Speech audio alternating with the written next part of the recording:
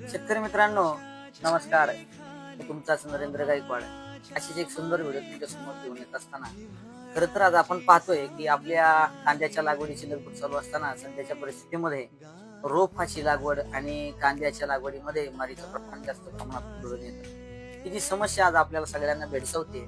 खरं तर मरीची जी समस्या आपण आहे त्याच्यावरती एक छोटीशी उपाययोजना मी तुम्हाला आजच्या व्हिडिओमध्ये सांगणार आहे. आज मी सगळ्यांना सांगत असताना आज या फायटोप्थोरा नावाची जी बुरशी आहे ज्याच्यामुळे आपल्या कांद्याची किंवा आपल्या रोपाची मर होते, त्या फायटोप्थोरा बुरशीला कंट्रोल करण्यासाठी कुठल्या कुठल्या प्रकारच्या आपण उपाययोजना केल्या पाहिजेत. ठीक आहे. आता आपण मार्केटमध्ये बऱ्याच प्रकारची उत्पादनं आपल्याला अवेलेबल आहेत, ज्यामध्ये मेटॅलॅक्झिल 35% असेल, सीओसी म्हणजेच कॉपर ऑक्सिक्लोराइड असेल, त्याचबरोबर अनेक प्रकारची बुरशीनाशक आपल्याला मिळतील. पण ह्याच्या बरोबरच आपण कधी विचार केलाय का की जैविक पद्धतीने आपण कशा प्रकारे या बुरशीची मर थांबवू शकतो किंवा कशी आपण मर कंट्रोल करू शकतो. खरं तर मित्रांनो, मी तर म्हणतो की मर व्हायची वाट पाहण्याआधी आपण प्रत्येक पिकासाठी कांद्याच्या लागवडीनंतर साधारणतः लागवडीनंतर पहिल्या पाण्याला, म्हणजे त्याला आपण काळं पाणी म्हणतो, अशा पहिल्या पाण्याला पाण्यामधून 100% त्या बुरशीचं कंट्रोल करण्यासाठी कुठली तरी उपाययोजना करणं गरजेचं आहे. तर अशी एक छोटीशी मी तुम्हाला प्रोडक्ट या ठिकाणी दाखवतोय. हे जे प्रोडक्ट आहे हे तुमच्या समोर सादर करतोय ते मंगलम ॲग्रोटेकचं बायोव्याम. मित्रांनो, हे प्रोडक्ट साधं सुद्धा नसून इंडियन ॲग्रिकल्चर रिसर्च इन्स्टिट्यूटने सर्टिफाय केलेलं प्रोडक्ट तुम्हाला दाखवतोय. त्याच्यामध्ये मायक्रोरायझा नावाची बायोव्याम नावाने जी बुरशी आहे ती बुरशी मित्र बुरशी म्हणून ओळखली जाते आणि ती फायटोप्थोरा नावाच्या बुरशीला नष्ट करण्याचं काम करते. खरं तर मुळामधून काम करत असताना प्रथमतः ज्यावेळी तुम्ही ती पाण्यामधून सोडतात, तर पाण्यामधून सोडल्यानंतर जमिनीमध्ये गेल्यानंतर पुरेसा ओलावा असल्यानंतर ती कार्यशील होते आणि जमिनीमध्ये ज्या ज्या प्रमाणामध्ये त्यांना फायटोप्थोरा नावाची बुरशी मिळेल त्या ठिकाणी जाऊन त्या बुरशीला ती संपवण्याचं कार्य करते. त्या ठिकाणी चित्रात तुम्ही पाहू शकता, झाडाच्या मुळीबरोबर संलग्न बुरशी वाढण्याचं काम ती बुरशी करते.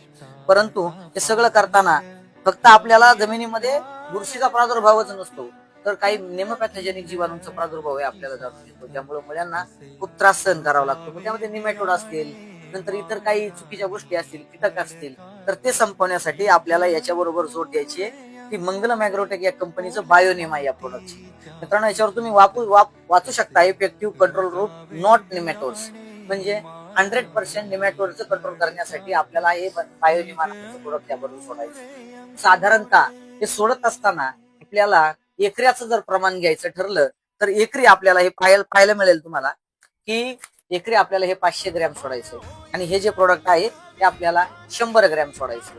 त्या दोन प्रोडक्टची कॉम्बिनेशन आपल्याला 200 लिटर पाण्यामध्ये बनवायचे. हे सगळं बनवत असताना या दोन्हीमध्ये मायक्रो ऑर्गॅनिझम असल्यामुळं तुम्हाला हे बॅक्टेरियांची ग्रोथ वाढवण्यासाठी एक खाद्य म्हणून गुळाचा प्रयोग केला तर अतिउत्तम रिझल्ट येतो.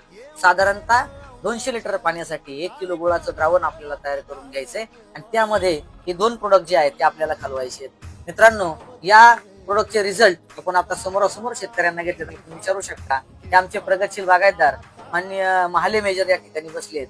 मेजर, तुम्ही लोकांना काय सांगू शकता? त्याविषयी फार चांगला प्रॉफिट आहे.